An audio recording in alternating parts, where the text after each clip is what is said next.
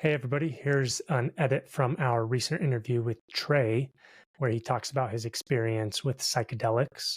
And now that he's a Christian, he looks back on it and sees it for what it really is, which is a spiritual engagement, not just some kind of chemical reaction in your brain.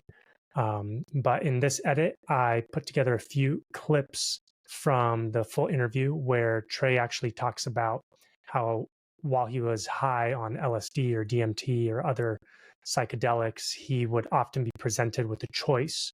And this was not verbal, this was in his head or telepathic, as he puts it, or whatever it was. It just wasn't audible. It wasn't being spoken to him. It was being transmitted to him by the people that he would engage in these substances with. And they wanted him to choose a side. They wanted him to choose the light or the dark.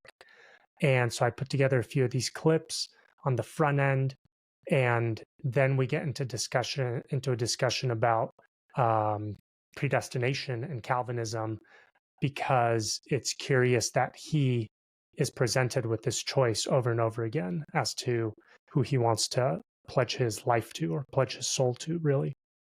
And we ask the question if everybody's presented with this choice once they dabble or engage with these substances and enter into that spiritual dimension. So it's an interesting discussion. If you've watched the full interview and you just want to see the portion about Calvinism and predestination and as they relate to our interview with Trey, you can skip ahead to about minute 7. And the discussion about predestination is in the members only section, which you have access to if you become a member on YouTube. If not, consider doing so. And we'd really appreciate your support. So enjoy this one. Let me know what you guys think. It's definitely going to be a little controversial, but it's worth a listen and it's worth thinking about. Enjoy. And then I eat some ecstasy after that. And the compound of the two brought me back up there. And I'm like, what's going on? And they're like, your dad is God, our dad is God. And are you going with him or are you coming with us? And I'm like, coming with us? What do you mean? And I'm new to this. I'm not good at talking in telepathy. And I'm trying to say words out loud too at the same time, my girlfriend's like, what? Why are you mumbling? And I'm like, wow. Okay, just stop talking, just think, what are you mumbling about? And they're like, yeah, our dad's God. Are you going with him or are you staying with us? And I'm like, this is weird. I'm this, I'm just tripping way too hard. This is just, none of this makes any sense. It can't be real. These are just this is why people tell you not to do drugs. So you're going to go crazy, Yeah. So we did some mushrooms and my buddy's girl comes over after we're done tripping and she looks at my buddy, she's like, did you talk to him about it? Talking about me, because you can't talk about it out loud, and they're just and I still didn't catch the drift, nothing. I don't know.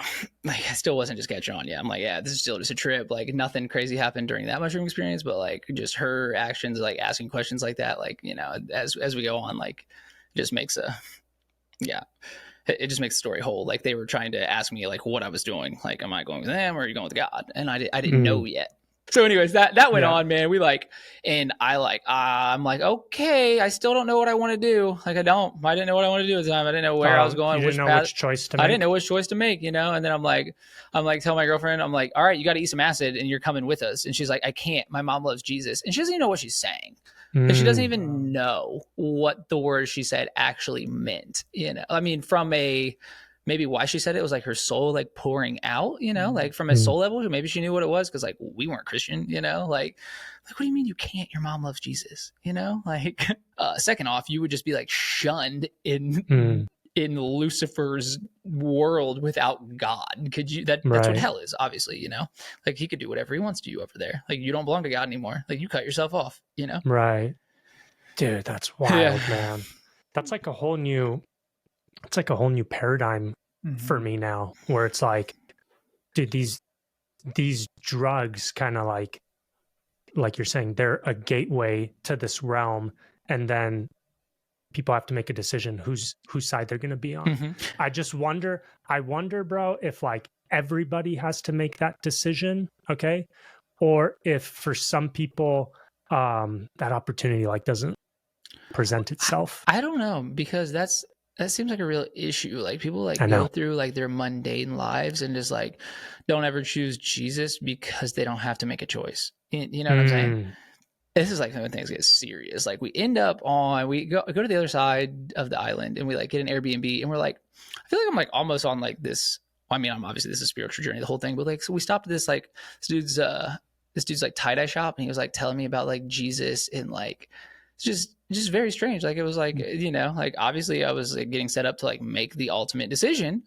So like with that night we eat some acid and like we go inside and you know and like then this time they're like okay like this is real like which side are you going to choose, you know, like she like plays this video on her phone and is like it's pretty much just like a commercial for the dark side pretty much, you know. It's like oh it's not though. It's like I don't know what the commercial is for, some festival or something. It's like talking about like auras and like all these things you can do and see, you know. And I'm like tripping, so they listen to it, and I'm like, turn this off. They're like, we thought you loved this, and I'm like, I'm done. That's it. I don't want anything to do with this no more. Get this away from me, you know. And they're like, oh, it's like that, and I'm like, yeah. And they're like, well, you know too much. We're gonna have to kill you. And I'm like, okay, well. They tell you this telepathically? Telepathically, yeah, that's the thing. That's why, like, your friends? Yeah, who? It was him and his girl, so it was like my friend, you know, like, got it. You know, like obviously you got to do what you got to do if you're living on that side, you know. Right. So were you presented like a choice at that time? Oh, absolutely. That was the ultimate decision. Like it was real as real guy, you know. They're like, dude, you know what's going on? Stop being a jackass. Like, stop right now. Like, here you go. Look, we're over here, you know, like, and you can like see everything that's going on, like on that level, like everything's just different over there, you know, like I look this way and that's the dark side. And I can like speak telepathically and open my third eye forever. That's what all this is about, you know, like opening your third eye.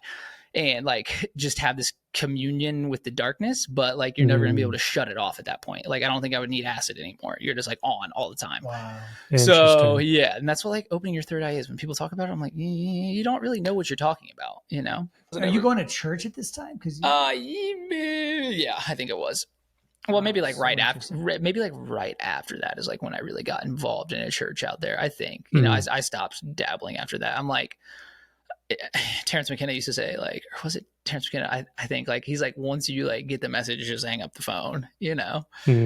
So like, yeah, I'm like, I found everything I was looking for. I found God. I found forgiveness. Like, I don't need to search in the dark anymore, you know? So I'm trying to understand. So you were faced with a choice, and the choice was to go to this dark side with these people, knowing that you're going to end up in hell. Yeah, pretty much. Dang. Do you think that there's people that, okay, so for some reason, for whatever reason, you are in that world, okay, in that dimension even, and you'd enter in of your own free will and go in there and you have to make this decision.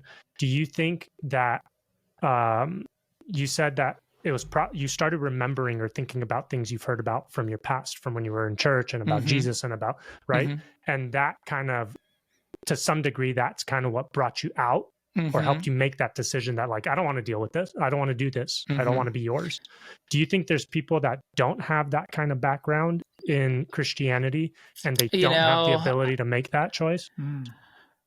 That's a very good question. I don't know if you feel the spirit of the Lord. Obviously, there's going to be people out there that like listen to this podcast and they're like, well, you had a preconceived worldview from the time you were born. Right. So like, obviously, whatever the drugs did to you, like just brought up all these things that were planted deep down in you, you know, but like you listen to the Dead songs and they say who they are, you know what I'm saying? Like you can mask it as much as you want, but yeah, you're probably right. There's some people that maybe wouldn't feel the same way, but I mean, at some point you have to feel that it's dark. And like the kid that I was doing all this with, like his dad knew the Bible inside and out, and he was raised in the church. Wow. So he knew, you know, like he's like, I know the Bible probably better than you at the time, you know, like he was raised in it. So, and he just chose, he chose the dark side.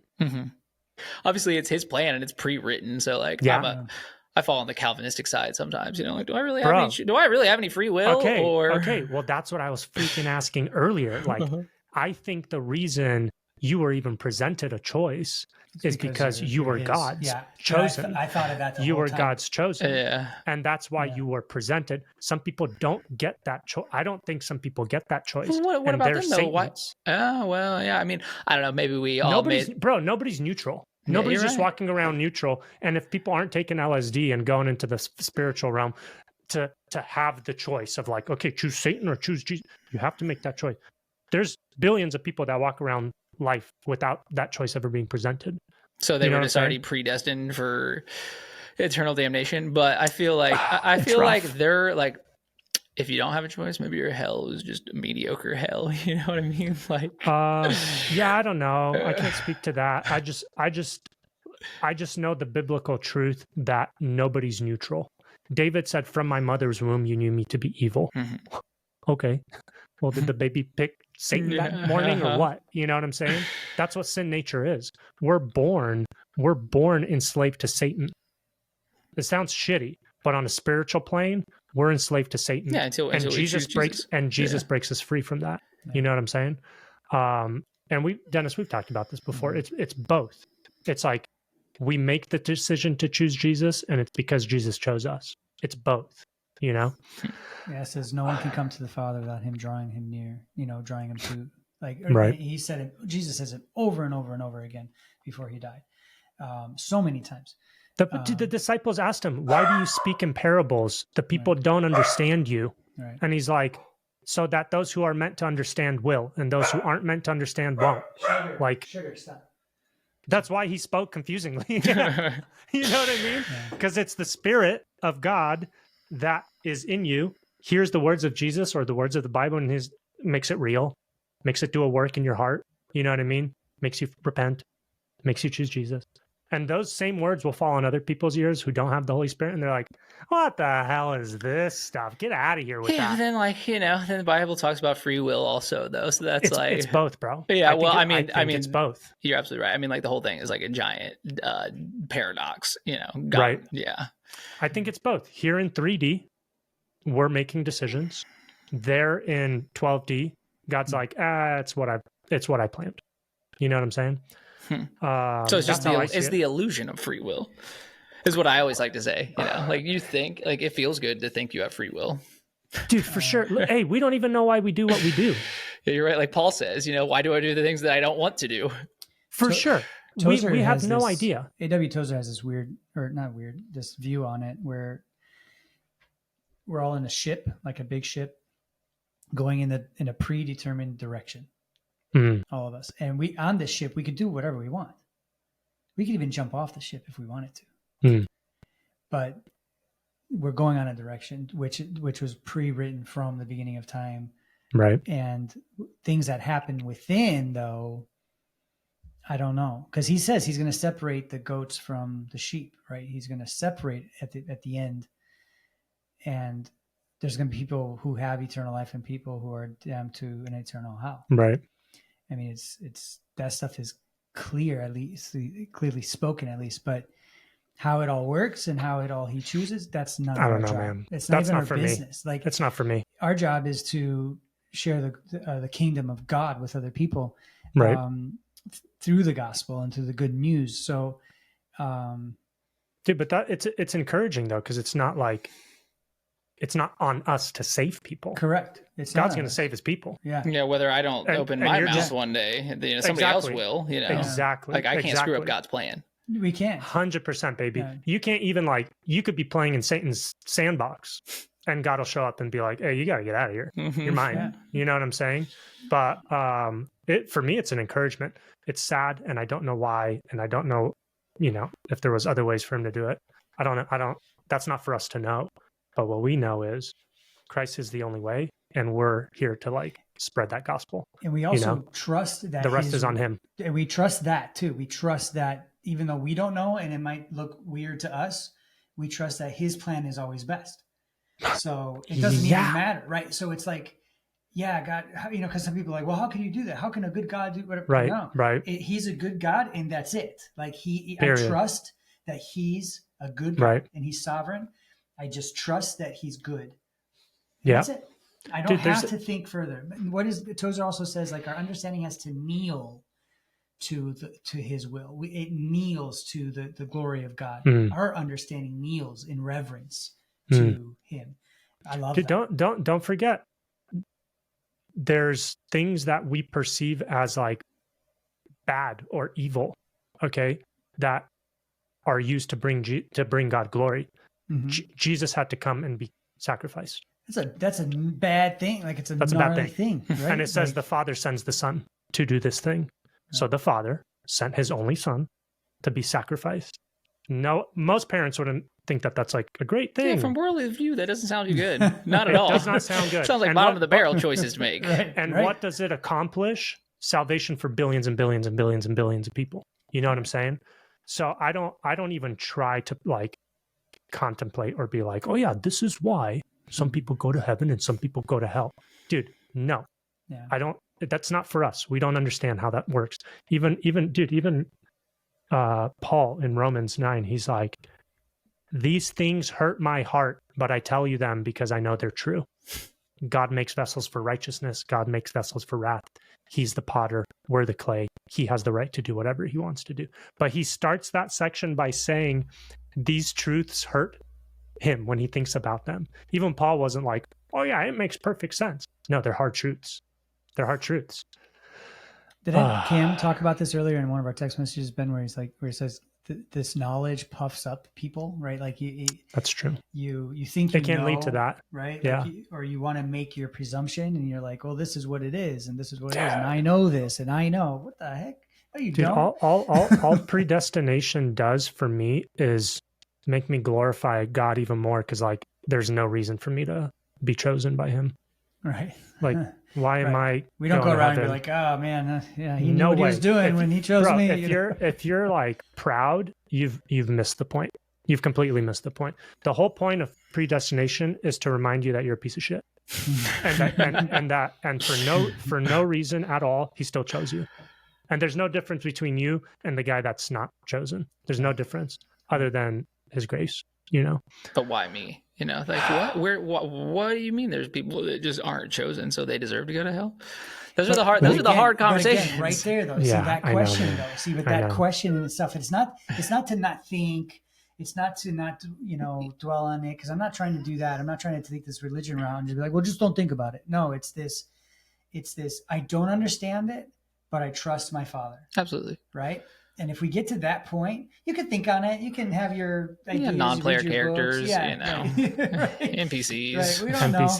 We don't know, but we know that we trust Him. And I think that's the difference between eating of the tree of good and evil and knowledge or not. It's saying that I need to understand God. I need to eat this so that I can understand good and evil and have that knowledge. But he says, don't go to there. Just trust me. Yeah. That's the whole point of creation. Like when He created Adam and Eve, He's like, don't do that. Just trust me.